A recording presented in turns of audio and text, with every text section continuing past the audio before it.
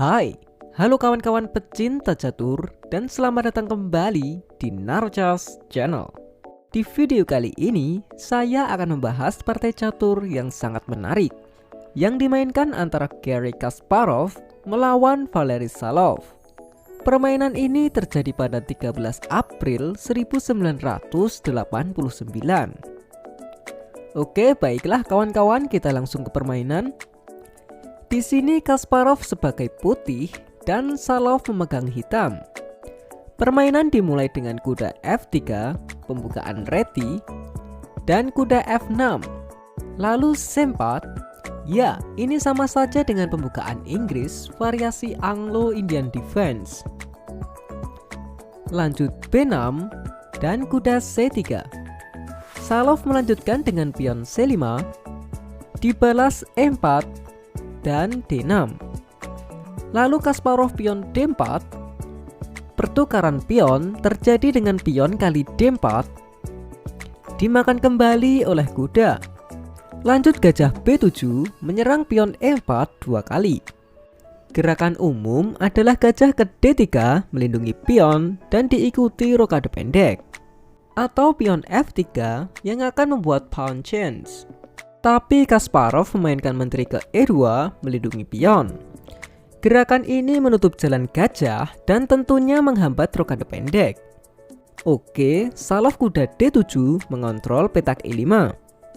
Kasparov membalas dengan pion G3 dan dibalas lagi dengan benteng C8 menempatkan benteng ke file setengah terbuka. Sudah jelas, gajah ke G2 persiapan untuk rokade pendek. Dijawab pion A6 mempersempit jalan untuk kuda.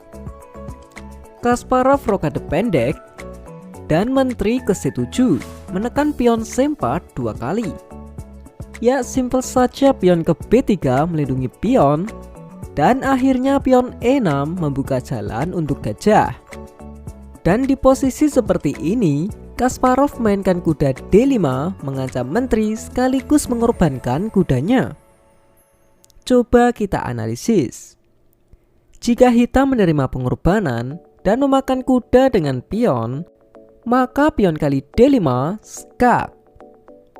Gajah menutup skak, kuda ke F5, ancaman skakmat menteri kali gajah. Tidak ada yang bisa melindungi gajah lagi, ya kecuali menteri. Dan jika beruntung menteri akan ke D8 melindungi gajah. Dilanjut kuda kali D6 skak, raja F8 dan kuda makan gajah. Sayap menteri hitam dalam masalah. Oke, kembali sebentar.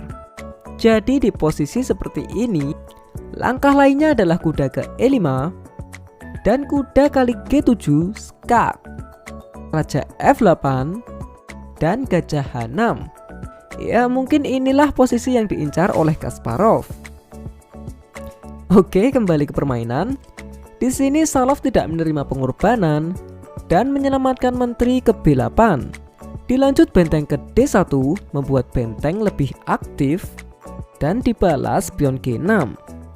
Kasparov gajah ke G5 mengancam kuda dua kali. Tentu saja gajah ke G7 melindungi kuda sekaligus persiapan untuk rokade pendek. Kasparov memakan kuda dengan gajah, dimakan kembali dengan kuda. Ya, tapi itu artinya pion B6 tidak terlindungi. Sudah jelas kuda kali B6 mengancam benteng. Benteng ke D8, lalu pion E5 menyerang kuda. Di sini Salov memakan gajah dengan gajah sekaligus mengancam kuda dengan menteri. Oke, Kasparov memilih memakan kuda terlebih dahulu sekaligus mengancam gajah. Dan gajah makan pion. Bukannya memakan gajah atau menyelamatkan kuda, Kasparov justru mengorbankan kudanya sekali lagi dengan kuda kali E6. Mari kita perhatikan bersama-sama. Dalam posisi yang rumit ini, dari hitam yang terancam hanya gajah.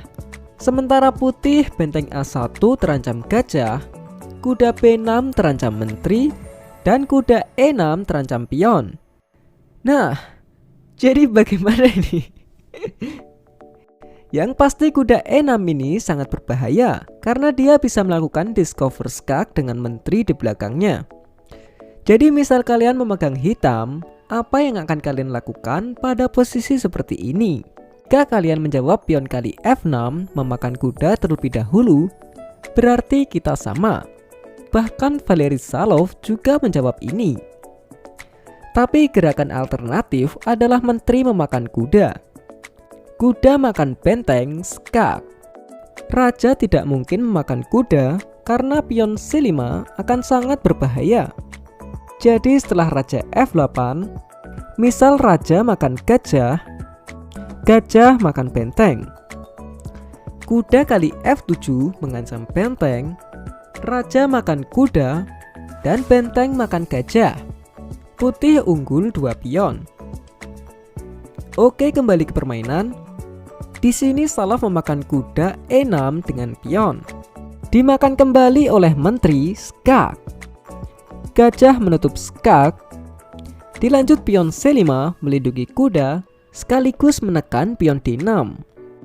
Gajah mundur ke B7 dan benteng E1. Ancaman skak mat menteri kali gajah. Menteri ke C7 melindungi gajah dan pion C6 menyerang gajah. Perlu diketahui, menteri sedang menjaga gajah, jadi tidak mungkin memakan kuda. Setelah gajah memakan pion, benteng ke C1 memaku gajah kepada menteri. Sekali lagi saya katakan, menteri sedang menjaga gajah, jadi benteng bisa saja langsung memakan gajah. Dibalas benteng ke D7 menambah perlindungan untuk gajah. Dan simpel saja, kuda makan benteng dimakan kembali oleh menteri. Menteri ke C4 menyerang gajah 2 kali. Gajah mundur ke B7. Lalu menteri ke C7, ancaman skak ke B8 dan memenangkan benteng. Jadi benteng ke F8, tapi menteri tetap ke B8. Skak. Raja ke F7. Dilanjut benteng ke C7 dan Valery Salov menyerah. Ya, apabila permainan dilanjutkan, benteng di sini mempunyai 2 ancaman, menteri dan gajah. Jika benteng memakan menteri, maka sama juga benteng memakan menteri. Sudah dipastikan salah satu gajah akan hilang. Ya, misal gerakan acak gajah ke C6, maka benteng D kali E7 skak. Raja ke G8 menjaga pion, benteng ke A7 mengancam pion, gajah ke B5, benteng E7. Intinya jika dilanjutkan, putih akan tetap diunggulkan untuk memenangkan permainan. Ya, permainan yang cukup menarik oleh Garry Kasparov. Oke lah kawan-kawan, sekian dulu video kali ini. Jika kalian suka video-video catur seperti ini, silahkan klik like dan juga subscribe channel Narojas ini, agar saya bisa lebih bersemangat lagi dalam membuat video-video catur selanjutnya. Dan adanya salah kata saya mohon maaf. Salam chess lovers, terima kasih.